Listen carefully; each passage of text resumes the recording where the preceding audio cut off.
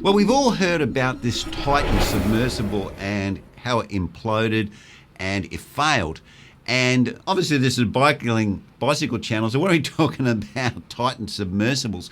Well, the reality is the construction around how they made that submersible, that Titan submersible, does very much align with the type of construction of push bikes, carbon frames. So I just wanted to talk about the comparisons and the potential reasons why that failed, and also how we have those problems in the bicycle industry and how our bicycle frames can just fail as well. So let's roll the intro and let's have a little bit of a talk about it.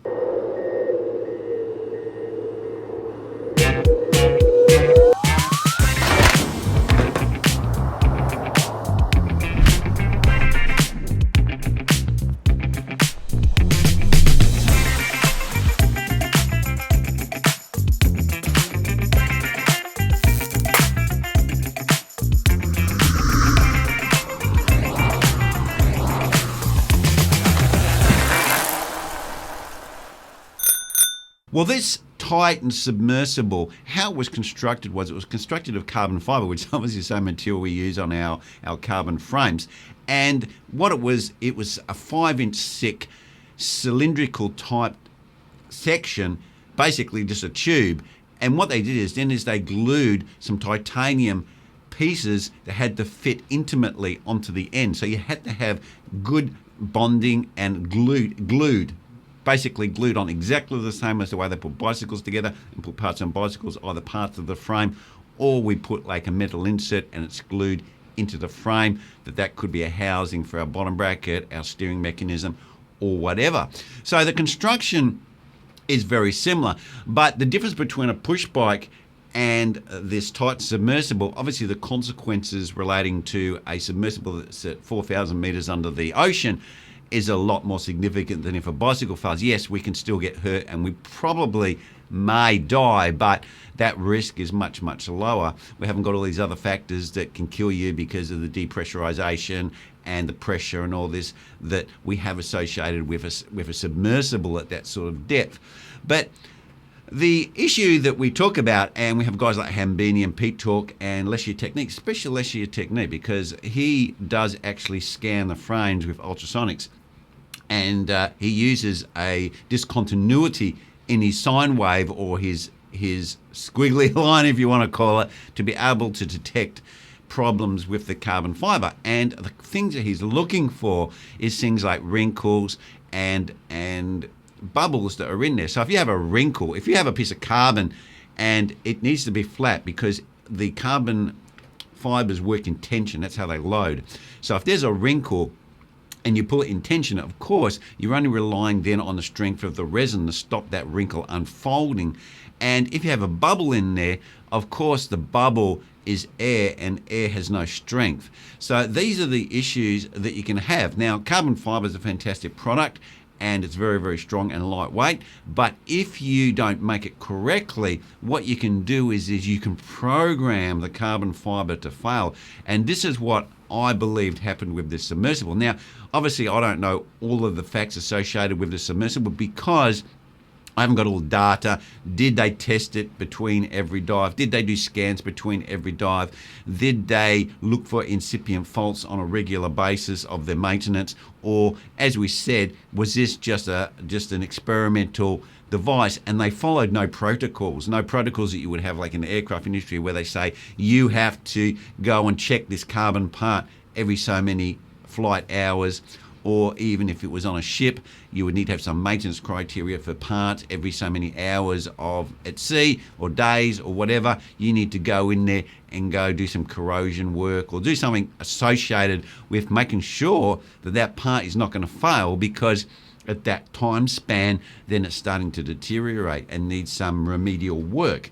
So this is what I believe happens in the bicycle industry and also happened in the submersible. They didn't follow proper protocols.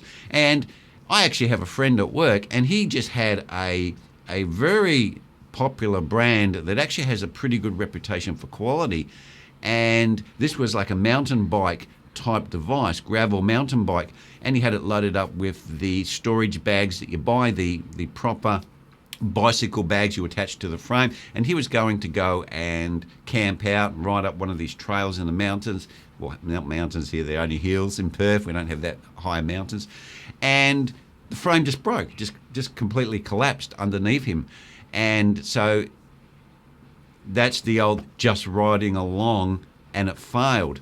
Now, you go, why did it? Now, the reason is because something in the manufacturing was not made to how it was supposed to be designed. So you have a design criteria, and the design criteria works on the fact that it's made correctly. So you say you can take all these forces. But if it's not made correctly and there's wrinkles and voids and so forth, then you're losing some strength of that composite product. And if that is compromised so much, then what will happen is that little wrinkle or that little void will start to cause a run or a crack, which we call an incipient fault, and then that fault will develop, and then at one point in time it'll just catastrophically fail. And that's the problem with carbon fiber.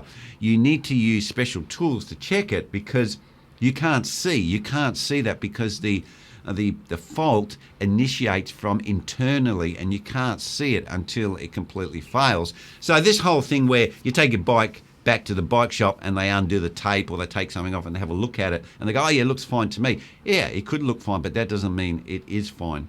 So what I would have predicted with this submersible is that they'd just gone off their design criteria, because they'd not gone through any type test, which almost all products do. If you have a new design of a product, let's say with a helmet, you have to give a number of helmets to a body, and they test it as per a standard, and that's called a type test. They don't test everyone. They call it a type test. So they test a sample of that batch. And it looks like that this submersible didn't go through those type tests.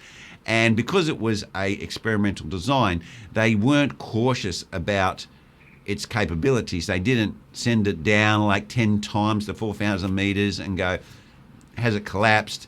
How long does the oxygen last? We've done a test, and we've just put it down. We've run the oxygen completely out, see what happens. Tested the air, was it contaminated? Whatever you need to do to ensure the occupants of that submersible are not going to be harmed in any way, or that the casing of the device is not going to fail. So that's kind of where I see that there's this very close alliance between bicycles and the submersible. But it's interesting, guys. I'd like to hear what you've got to say down below about the submersible, because I do believe the failure criteria is pretty aligned with how we do have some of our bicycles fail, and those failures have actually been recorded, as we've heard, just riding along. And there was also a couple that hit the newspapers here some years ago, where a guy, I think it was a Trek, and there was another brand, and it just collapsed as the guy was riding along. And the guy had got some injuries, hadn't died, but he'd got some significant injuries.